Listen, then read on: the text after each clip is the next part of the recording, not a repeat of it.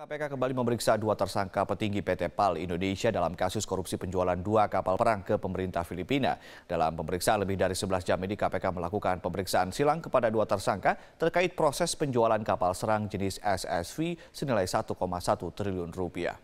Dua tersangka yang diperiksa KPK adalah Direktur Utama PT PAL Indonesia Muhammad Firmansyah Arifin serta Direktur Keuangan PT PAL Syaiful Anwar. Keduanya diperiksa KPK pada Kamis siang dalam kapasitasnya sebagai tersangka.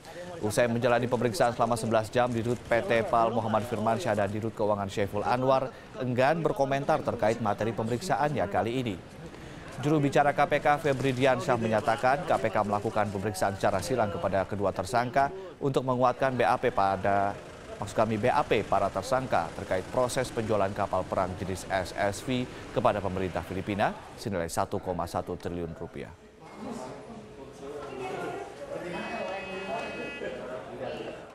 Ada tambahan pemeriksaan 4 orang tersangka dalam kasus indikasi suap terkait dengan pengadaan kapal SSV untuk pemerintah Filipina diperiksa secara silang satu dengan yang lainnya.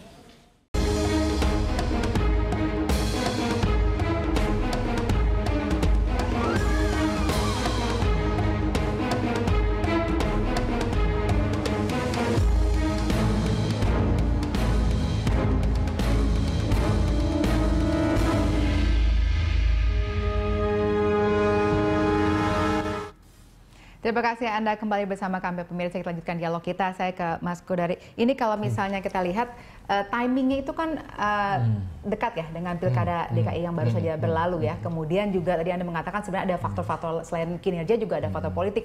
Nah, apakah obrolan-obrolan yang berkembang saat ini misalnya ketika misalnya Basuki Cahayapurnama tidak lagi menjabat sebagai gubernur akan masuk ke kabinet menjadi menteri, benar nggak sih kira-kira?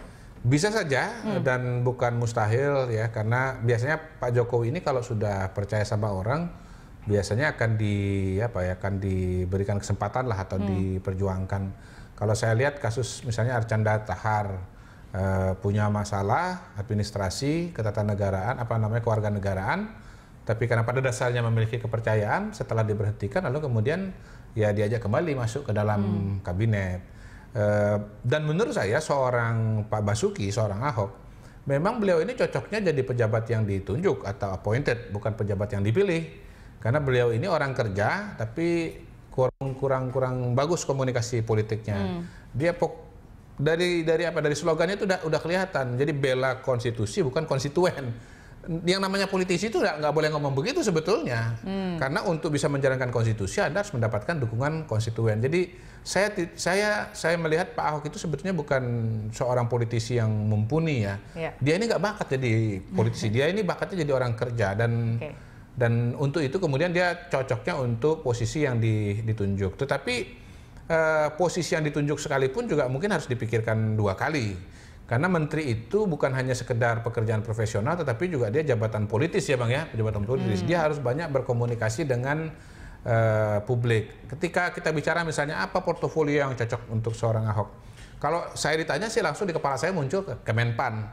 Karena itu kan salah satu yang kita lihat kinerjanya bagus yaitu di DKI Jakarta. Tetapi dengan tipologi Pak Ahok yang semacam itu, saya kira dia akan membuat konfrontasi baru dengan PNS. Kalau dulu dengan PNS di Jakarta, kalau dia jadi menteri, dia akan konfrontasi dengan PNS dari seluruh Indonesia, dan itu bisa jadi menimbulkan kerepotan baru.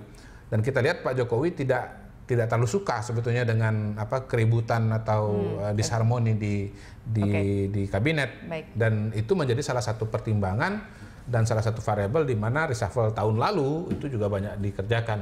Bayangkan seorang Rizal Ramli yang baru masuk di tengah jalan dan kita pikir akan selesai sampai ke belakang, tiba-tiba ternyata diganti juga karena sering konfrontasi dengan Sudirman Said. Oke, Bang Eriko, apakah ini benar reshuffle sebagai sekoci untuk seorang Basuki Cahayapurnama?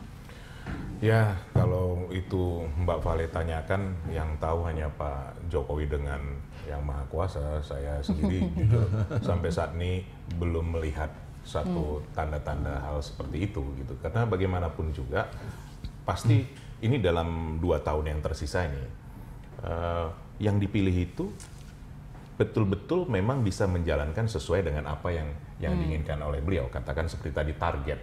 Nah, apakah target ini cocok dengan seorang Basuki? Tentunya kami sendiri kan belum tahu bidang apa yang akan diberikan kepada Pak Basuki sendiri. Tapi pada dasarnya beginilah, bahwa memulai sesuatu hal itu tentu dengan tingkat kepercayaan yang tinggi.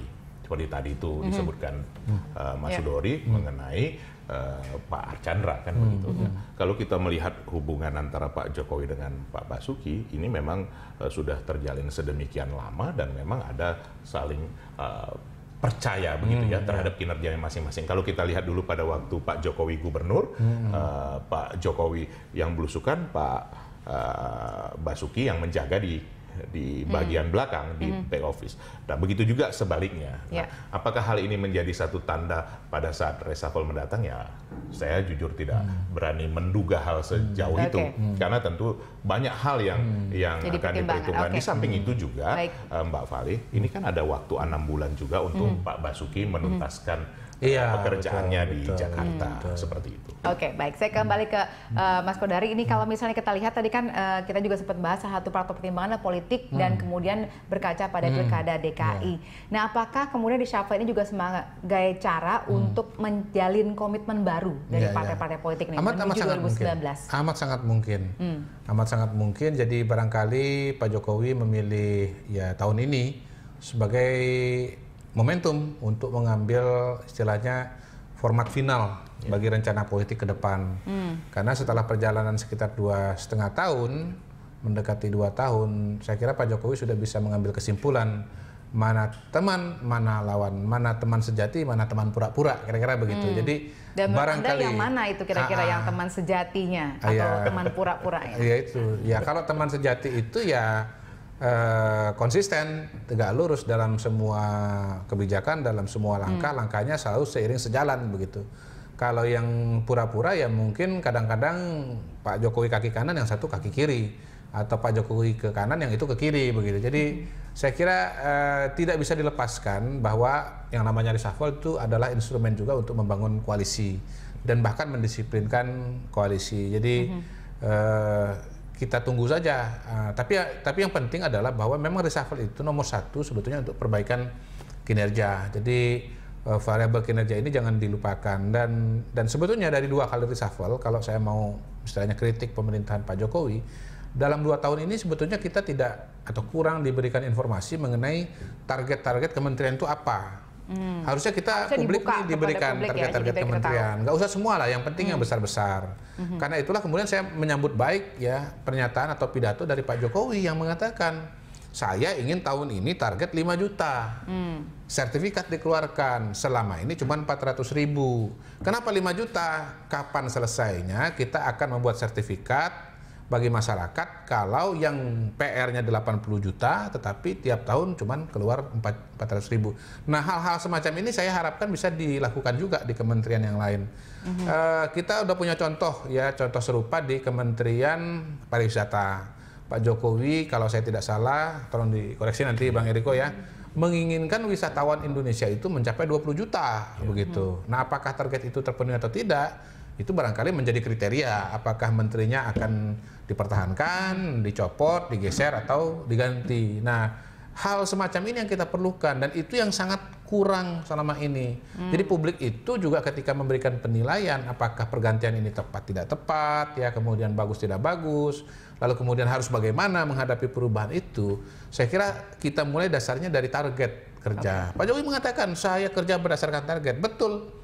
Kita tahu persis yang namanya Pak Jokowi itu orangnya detail begitu. Kita pernah ada satu menteri yang saya tahu persis, dia bilang begini, waduh, saya itu kemarin nggak bisa apa-apa. Program ini, kalau nggak salah Kementerian PDT ya, program ini ditanyain terus sama Pak Presiden. Beberapa kali ditanyain begitu. Jadi kalau beliau itu sudah punya concern, itu akan ditongkrongin. Nah, kita mengharapkan target-target ini akan lahir untuk Kementerian Pertanian misalnya, Kementerian PU, Kementerian PDT, kementerian yang lain-lain. Jadi publik pun nggak nggak menduga-duga kenapa dia di reshuffle, muncul spekulasi yang tidak-tidak dan berbau politik, akhirnya kan begitu.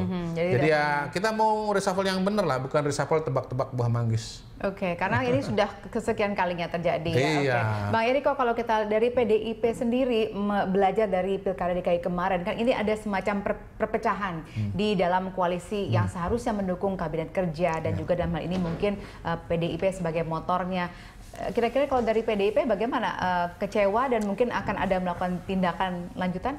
Ya kalau seperti itu Mbak Vali, di dunia politik itu hal-hal seperti ini, hal-hal yang dianggap sesuatu yang dinamika yang sangat wajar, masing-masing mempunyai target ke depannya seperti apa. Tetapi yang tidak wajar itu kan memang kalau dari seiring sejalan tadi sudah disampaikan oleh Mas Sudori bahwa di dalam pemerintahan itu di mana ini pemerintahan yang didukung dari awal atau bahkan katakan di pertengahan jalan, tetapi pada saat prosesnya itu terjadi perbedaan-perbedaan. Sebenarnya perbedaan juga bisa diatasi sepanjang di dalam koridor yang ada. Tetapi kalau ini di luar itu yang dikatakan ada kaki satu di sebelah sana, kaki satu di sebelah sini.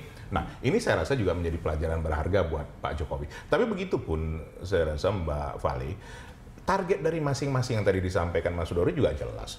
Saya rasa kepada masing-masing menteri sudah disampaikan. Kalau secara target, secara keseluruhan tentu buat publik Bang, ya, bukan buat menterinya, buat publik. Ya, ini saya belum selesai Mas Sudori. Nah, tentu dalam kerangka nawacita.